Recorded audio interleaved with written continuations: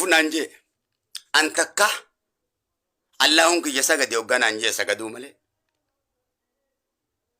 ajaja rabbiin rasuula isaatiin na kenne hangaan dandeehe oofuu malee an takkaa rabbi irratti ilmi as jira achi jira rabbii kiyya irratti na dhageessa.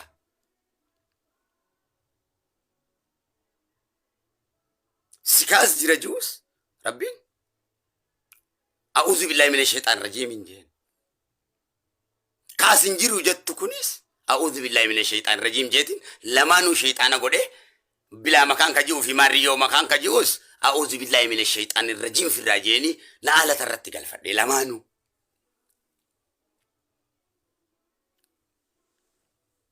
Maaltu Allahuudhaan isaan gahe maaltu eenyuutitu Malaika kametu, ambiya kametu, wae kana Qur'anan dubbate jaran asbasi. Eenyuti tu wae Allah urratul marmi kana din Islam. Kana din Islam. Tala Islam man kana Islam. Rasulli wae kana dubbatani jirani. Rasulli miraaja deeme. Allah una kana je Allah kaaye jira. Wae limma kana dubbate jira. Dubbate kana Khalilullah karabbin saahiba kiyya jeen rabbiin hiriyaan qabne hiriyaa kiyya jeen kana dubbate jira. Nabiyyi Musa kalaamullah karabbin hojjaase jechoota kana dubbate jira. Rabbi irratti ilmi ilaallate jira.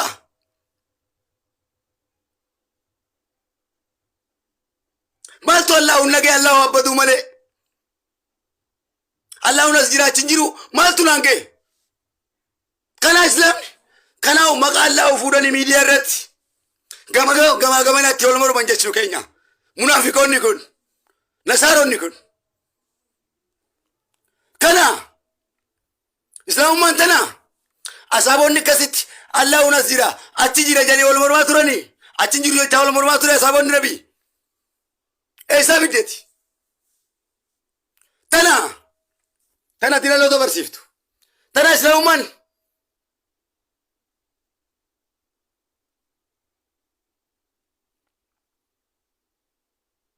yaa mujrim yaa munaafiq qaanyi guddoo subhaana inni kuntu min az-zaalimiin lamni kamitti Allah unas jira achin jiru jechuudhaan miidiyaa gubbatti baabo wal bira dabartanii Allah unsisi fakkaate kana calliftee dubartii biyya Arabaati irraa siin barsiisettee sobaa maallaqa nyaattu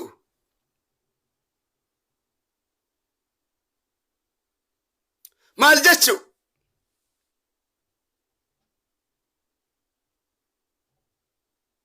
maaltu namaan gee Allahun achi jira maaltu naan gee injeen a'uudhu billahi minash shaitaan rajiim injeen hoggaa Allahu ana ajaja Allahu fudhachuu malee ajaja Allahu fudhadhee akka rasuulli ammaramanitti Allahu ammaramuu malee ana Allahun achi jira as jira am miskiina rabbiiti Allahu kiyyarratti takka shakkii qabaadheen beeku filannoo biraatis qabaadheen beeku kufrummaa keessa taa'etis haram keessa taa'etis halal keessa taa'etis takka Allahu kiyya Allahummaadhaan isa dagaddeen beeku azaba keessa yoon taa'es Allahun kiyya Allahuudha jannata keessa yoon taa'es Allahun kiyya Allahuudha Allahun kiyyaas jira achi jira maaltu naan gee Allahu kiyyatti amanuu qofaan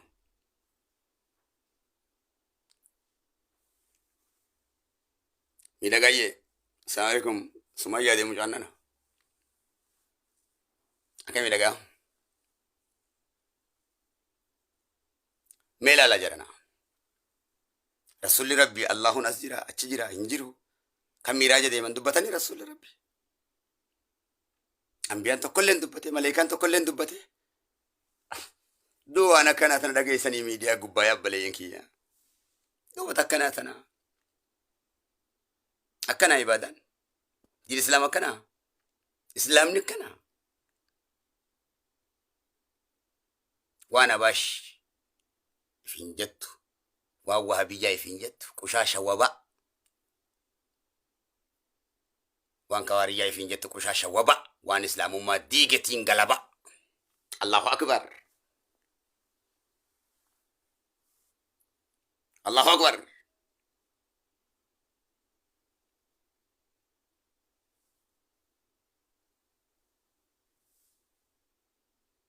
Kadhugaa rabbii tanan fudhanne hundi isaa kijiba. Kijiba. Alimun bilisan jahilun biqalb.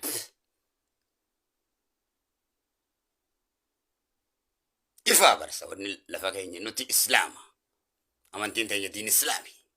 Nuti Wahabiyyaa miti. Nuti Kawaariyyaa miti. Nuti Abaashii miti. Hin beeynu. Deema Abaashummaa tan teetiin allayyaa bu'i. Rabbi allayyaa si haa buusu. Abaaramtu. Mokkortu. Adawwii rabbii. Deem Wahabiyyummaa teetiin allayyaa bu'i. Duraanuu allayyaa buutee jirta. Amantii Wahabiyyaa iyyuu takka dhageenya hin beeynu. Deem nurraa. Bada'u. Kawaariyyummaa kan keetiin deemasi. Bada'u. Badawa. Jahilli nama nammaru. Dem. Ulamaa'ii Wahabiyyaa jiruun beeku. Sheeka Wahabiyyaa jaamuun beeku. Sheeka ulamaa'ii fi sheeka Wahabiyyaa fi Abaash jaamuun beeku. Deeman layyaa bu'i. Islaamni tokko illee hin beeku. Warri dhugaa beeku ka kiristaanaatu waan hin dubbadhu kanarraas hin beeku. Diiduu tokkummaa. Islaama diidut itti taphattuudhaaf qarassul adawwirraa maallaqa fudhattee Islaama fakkaattee Abdullah ibn Salul bar Abaa Jaalfaanis bar imaama toffachaatuma turanii mudawwaranuma uffatanii bar kaabbaanuma uffatan Abaa Jaalfaan aadaadha. Areedni isaanis dheeraadha. Raapparoonni bara Riikroos areeda si caalu qabaa miidheera Riikroos raappara guddaa DJ Khalid fa'a. Sheikhuma jabe fakkatame.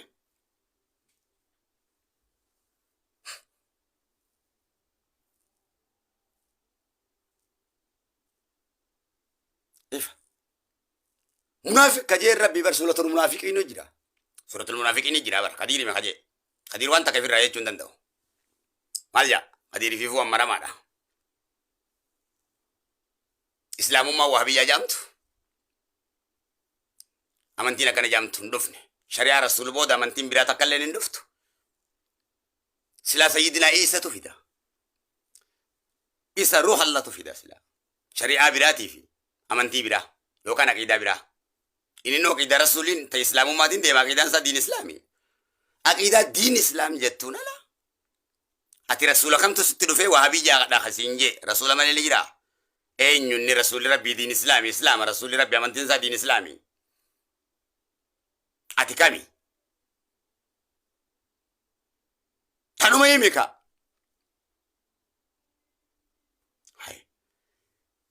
Wahabiyyaa Abaash kajaamtu kun Rasuula kamtu sitti dhufeeti.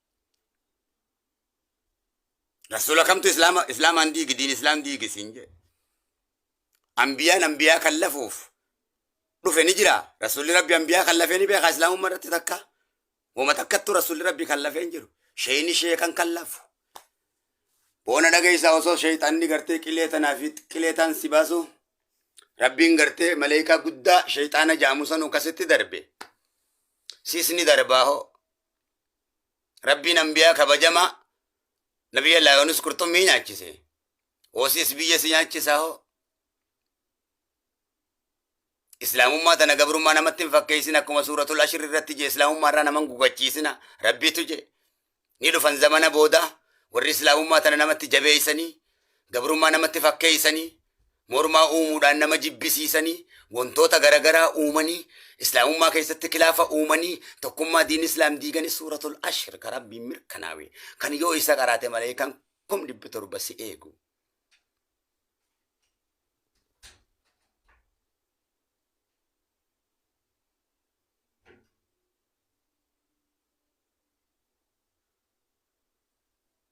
Lalka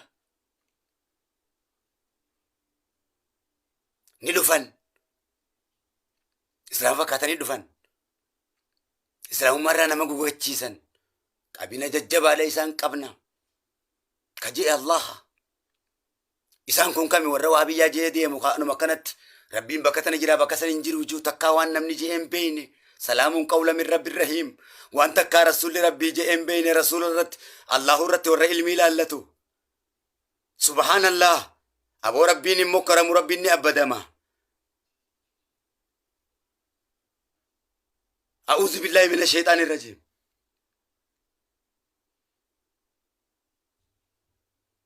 Warra sheekummaa wal qooddee wal kallaftu. If dhaggeeffadhu sirritti. Yoon soba sirra kaa'e rabbiin duniyaa fi laakiraa nan milkeessin duuba. Yoon soba dubbadhe. Jechaan jechee kana. Yoo wanni ilma namaa hin beeyne dubbadhe. Akkuma paartii siyaasaatti diin islaamis qooddan jechuudha. Islaama. Ummata islaamaa kan isin jala deemu akka gara dhoorkitan jechuu keenya. Ofiifis akka gara dhabdan jechuu keenya. Islaamummaadhaa nama gugachiiftan jaalala rabbii onne irraa namni irraan tan Allahu jaa malee mi'aa fi jaalala Allahu hin beeku. Keessaa balleessitan. Tooftaan ergamtan maallaqa nyaattan. Islaama fakkaattanii yaatan. Rabbiitu nu hime ashiriin. Jecha rabbii malee eenyuma hunamannu. Suratul munaafiqiin nu himee jira. Bakka meeqatti? Maga warra quraanan beeyne sobi deemi. Dubbiin akkuma ustaa kaamil shamsuu jeesani. Kan osoo ijaan argu masgiinni diidam soddom quraanni rabbii dirretti akkas duratti ta'e. Hamma kan kee kana beeke gaafa san rabbii si beeke. Gabbaatee dubbatte. Rabbiin as jiraachi jira marriyyoo bilaa maqaan baay'ee. Jaahil.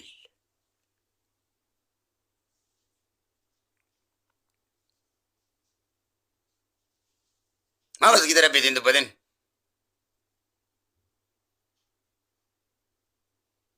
Maa quraan rabbiitiin dubbatin. Maa gosa diigamtu tunan dubbatin. Mujizaan rasuulaa gosa diigamte obboleeyyan jaaruudha. Mee maal daleeti? Maallaqa guuruu malee. Biizinasa guddaa islaamummaa godhatte beekamtii teetiin godhatte. Akka rasuul saniif yasaabatti maal daleeti? Mee maal goote? Guyya tokko miilaan deemtee ni beeyta. Akka rasuul sanitti. Makiinaa gubbaa teessee xayyaaraan deemaati. Tana alhamdulillah jechuuti tanaa wabbaduu diddee jechuu qiyyaa. Rasuula maleen si beeka. Wallaahi. Rasuula malee moo?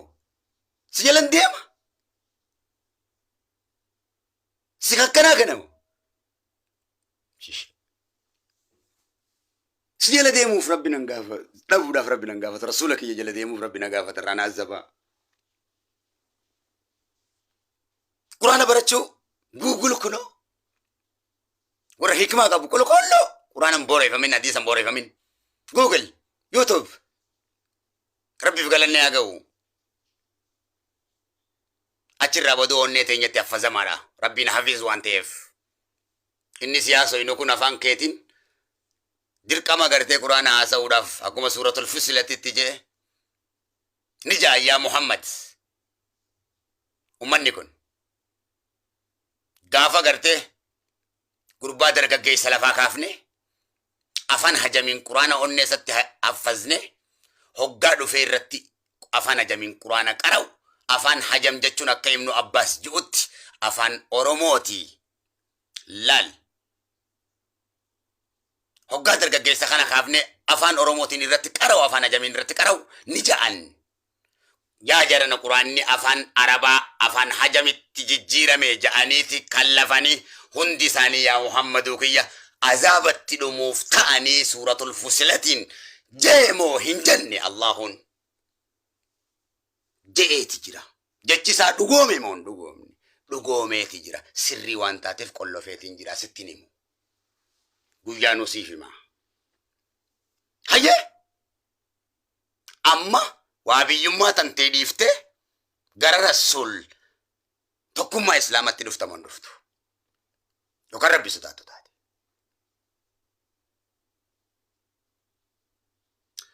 Habaashummaa ta'e dhiiftee gara obboleeyyummaa tokkummaa islaamatti dhuftamoon dhuftu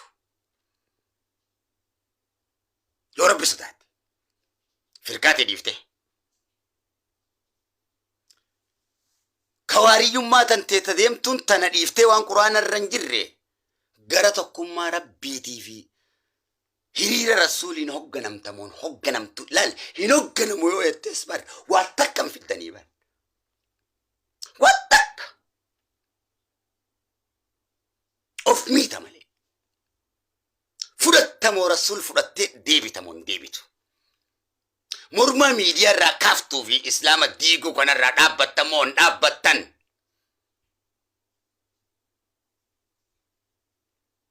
Dhaabbattan jecha kana bira jechi biraan jiru. Allah jechaan sin jiran.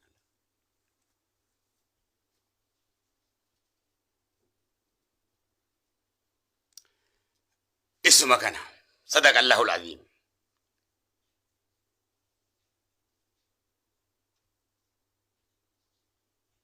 Nuti islaamummaa keessatti kennaa gurguddaa bifa garagaraatiin nu hundaaf kenne. Abbaa fedhe rabbiin awliyummaa ni kennaaf. Abbaa fedhe ulamaa'ummaa kennaaf. Ulamaa'inis walii lama, awliyaanis walii lama. Akkumaan kaleessa goonni walii lama goota sheexaanaatii fi goota rabbii siin jedhe. Kunis akkasuma. Bareedduu sheexaanaatii fi bareedduu rabbii akkumaan siin jedhe. Walii tam ta'uu barbaadda. Bareedduu sheexaana ta'uu, bareedduu rabbii ta'uu. Bareedaa rabbii ta'uu fi bareedaa sheexaanaa ta'uu kam walii filatta? Ulamaa'ii sheexaanaa ta'uu fi ulamaa'ii rabbii ta'uu kam walii filatta? Daa'ii rabbii ta'uu fi daa'ii sheexaanaa ta'uu kam walii filatta? Sheekha sheexaanaa ta'uu fi sheekha islaamaa ta'uu kam walii filatta?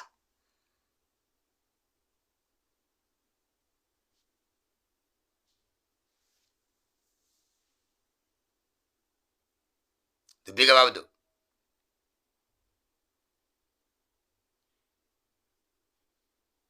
Filannoon keeti.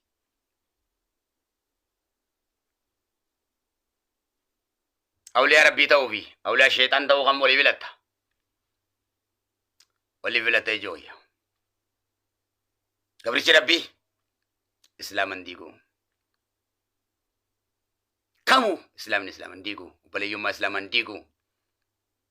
Tokkummaa islaaman diiguu dafqa rasuulaa fi asaabaatiin hin taphatu. Dafqa abbiyaatiin hin taphatu. Dhiiga ambiyaatiin hin taphatu.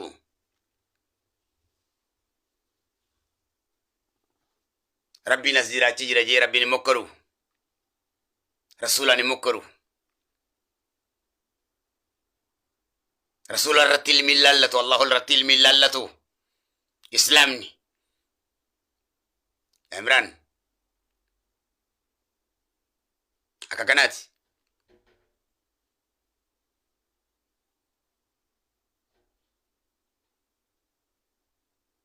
Dhimma kana raayyaa abbaa machaa hedduu irraa dubbate. Dhimma nan dubbadhu kana. Hedduu.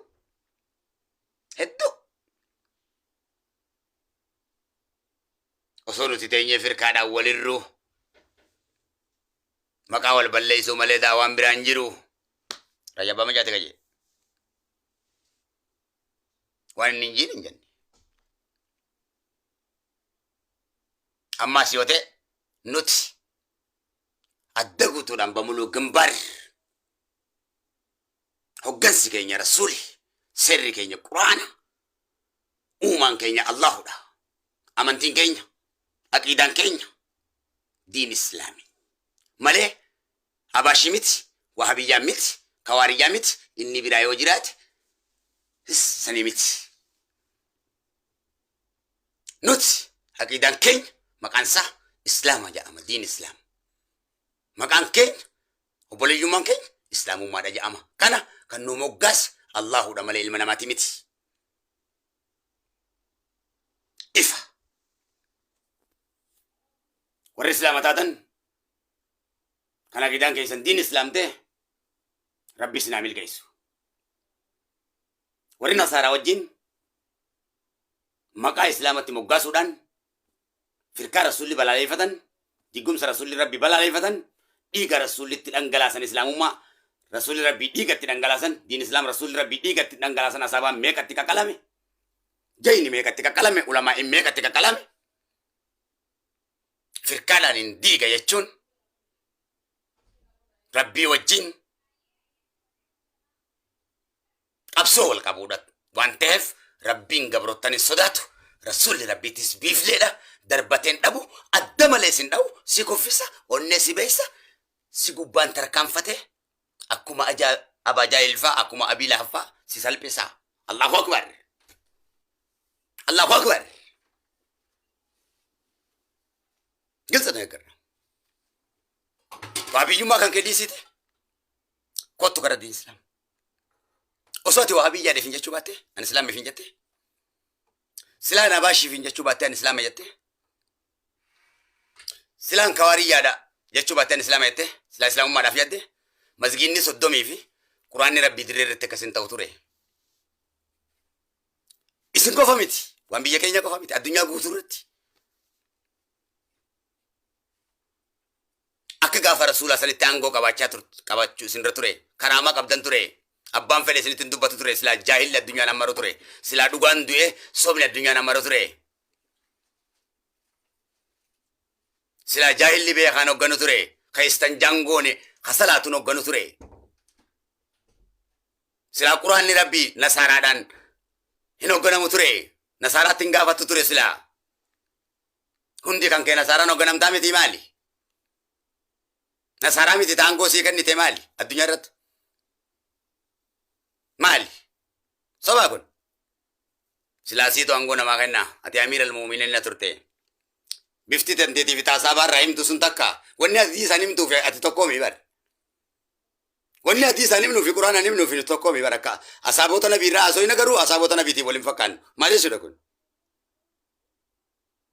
asaabota nabii ni himna hikimaa isaanii nuti immoo isaanii waliin fakkaannu uniformii miti asaabonni rabbi islaama nuun addaati nuti isaanii addaa ibadaan isaanii nuun addaa rabbiin isaan gabbara nuun addaa rasuulli isaan jala deeman nuun addaa quraanni isaan bulonni nuun addaa maaliif wal fakkaachuu dhabnire duuba tana islaamummaadha inni qabannee tettee nyaanitu munaafiqummaadha wanni itti jirru kanaaf islaama dhugaa haa taanu islaama rabbii haa taanu wanni qabannee deemnu islaamummaadha mi kun islaamni oom kana boo islaamni jaalala keessa haadha manaatillee walii hiikaa islaamni oom wal qoccola islaamni of beleesse nyaachisaa